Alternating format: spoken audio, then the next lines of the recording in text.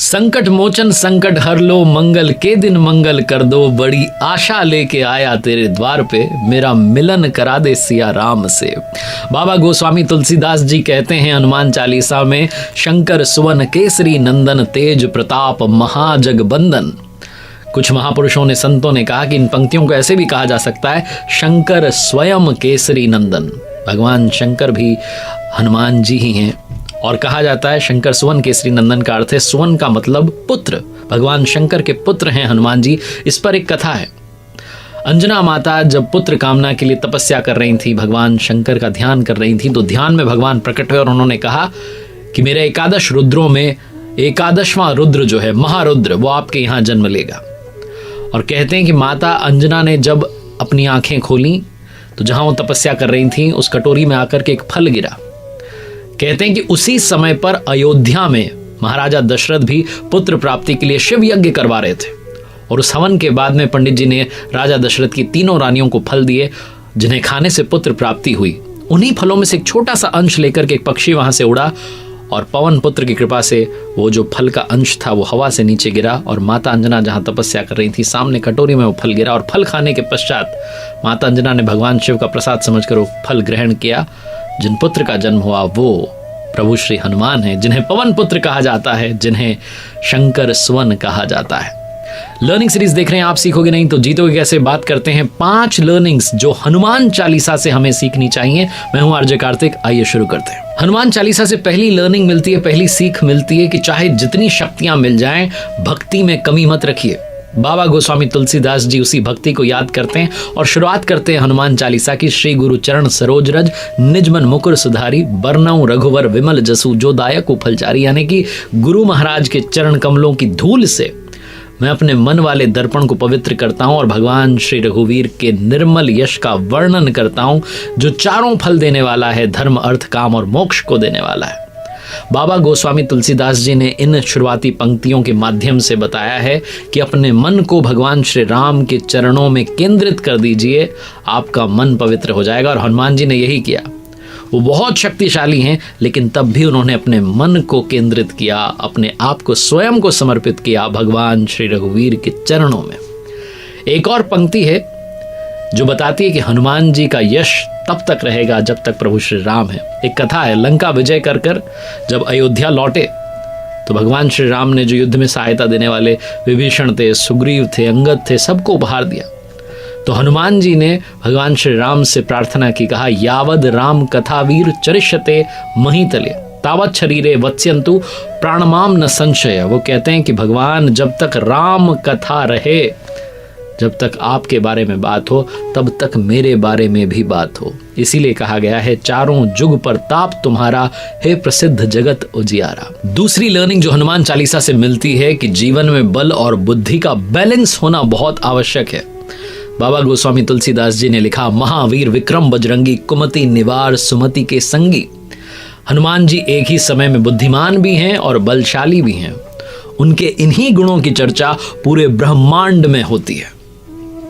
उनके बल के बारे में तो सब जानते हैं, बुद्धि के बारे में आपको बताता हूं कि लंका विजय के बाद जब अयोध्या लौटे प्रभु श्री राम, तो हनुमान जी आज्ञा लेकर के हिमालय चले गए तपस्या करने के लिए। और वहां पर उन्होंने अपने नाखूनों से शिला पर रामायण लिख दी, जिसे हनुमद रामायण कहा गया।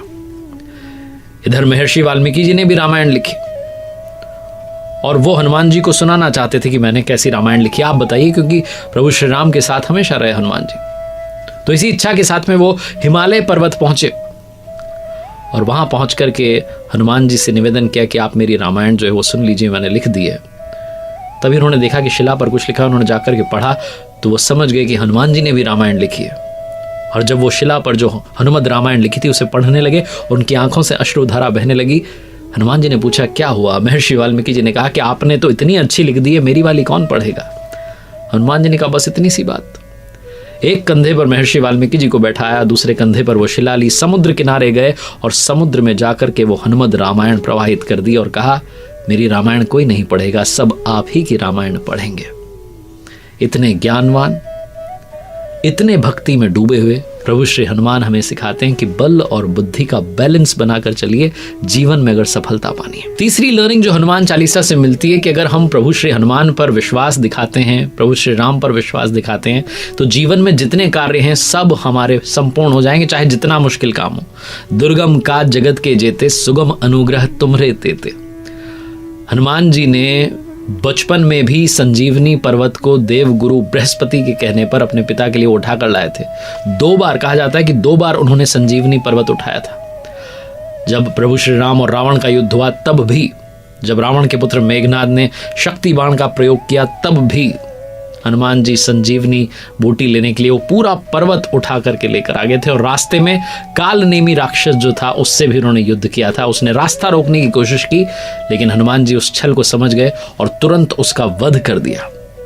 बलशाली इतने कि समुद्र को लांघ गए और प्रभु की जो मुद्रिका थी वो माता सीता तक पहुंचा दी।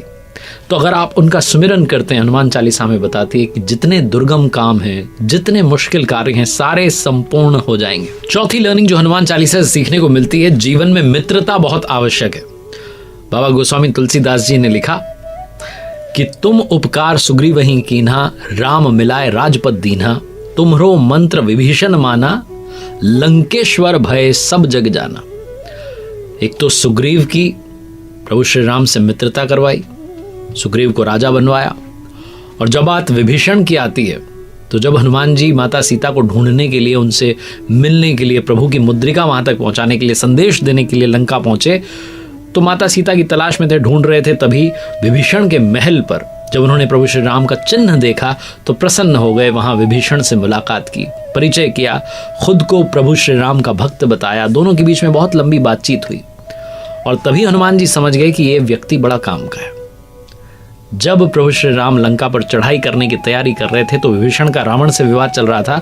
रावण से विवाद के चलते विभीषण लंका छोड़ करके प्रभु श्री राम से मिलने को आतुर होकर के समुद्र के इस पार आ गया। और तब सेना ने देखा प्रभु श्री राम की कि शत्रु का कोई खास दूत आया है। कोई भी विभीषण पर विश्वास नहीं कर रहा था। सुग्रीव ने कहा कि रघुनाथ जी, रावण का भाई आपसे मिलने आया। तो प्रभु ने कहा कि क्या लगता है, क्या समझते हो?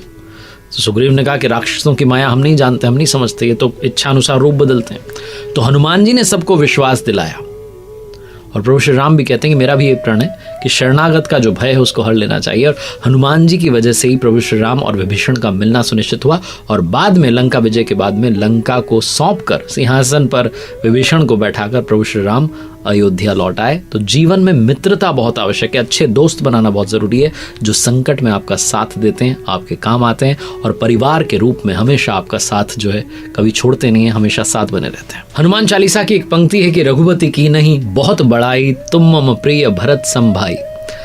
तो अगर आपने वीडियो शुरुआत से देखा, आप समझ गए होंगे अंजना माता ने जब तपस्या की थी और जो फल आकर के गिरा था वो फल उसी यज्ञ में से आया था जो यज्ञ महाराजा दशरथ ने किया था। और वो जो फल था वो माता कैकेयी के फल का अंश था जो आकर के गिरा था।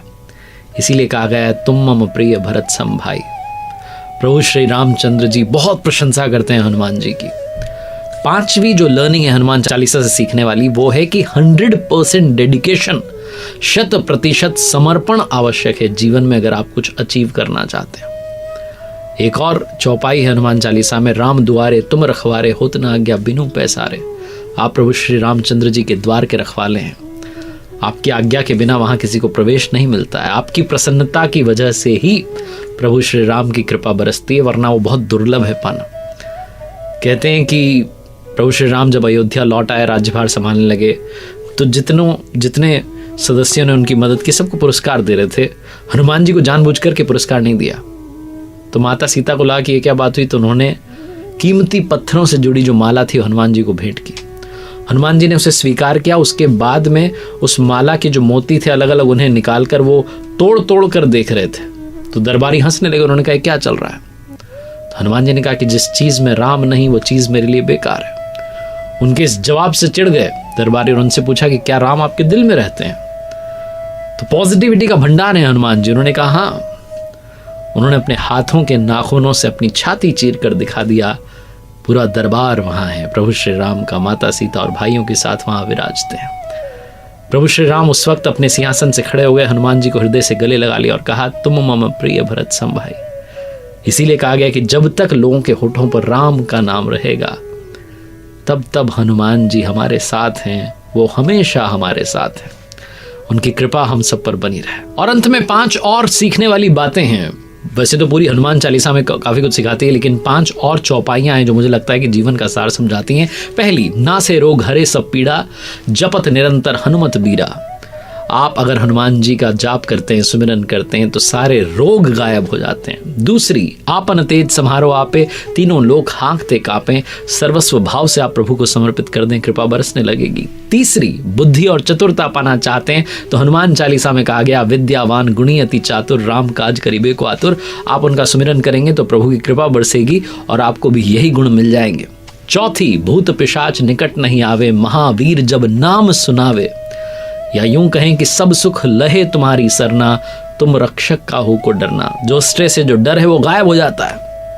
पांचवी, संकट कटे मिटे सब पीड़ा, जो सुमिरे हनुमत बलबीरा। जीवन का हर संकट मिट जाता है, इसीलिए हनुमान चालीसा का जाप करते रहना चाहिए। उम्मीद है इस वीडियो से आपने काफी कुछ सीखा होगा। देखते रहिए हर सोमवार सुबह 9:30 बजे मेरे साथ एक नई कहानी, और हर शुक्रवार सुबह 9:30 बजे लर्निंग सीरीज का एक नया वीडियो। प्रभु के आशीर्वाद, अपनी मेहनत और अपनों के प्यार के साथ कर दिखाओ कुछ ऐसा कि दुनिया करना चाहे आपके जैसा।